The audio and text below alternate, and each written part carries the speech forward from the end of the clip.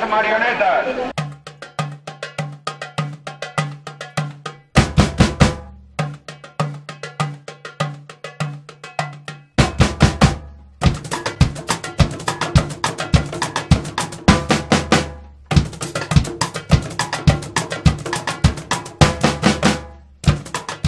El trabajo que sea estable, el paro desechable.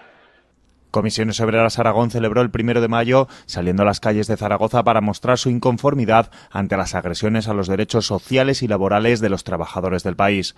Bajo el lema Empleo con derechos contra los recortes sociales, el sindicato aragonés reunió en la Plaza San Miguel a 8.000 manifestantes que alzaron su voz para recordarle al gobierno que deben solucionar cuanto antes el grave problema del desempleo.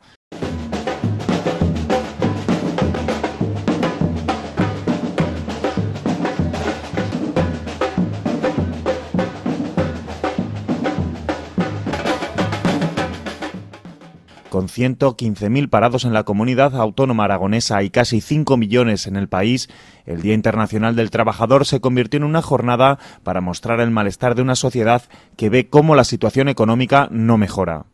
Comisiones Obreras Aragón trabaja ahora en la aprobación de la iniciativa legislativa popular para desterrar la reforma laboral.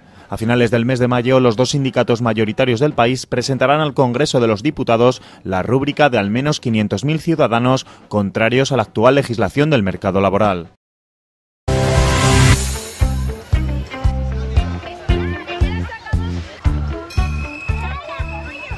Pero el 1 de mayo no es solo una jornada de reivindicación y de lucha. Todos los afiliados disfrutaron de esta fiesta en el Parque de Atracciones de Zaragoza.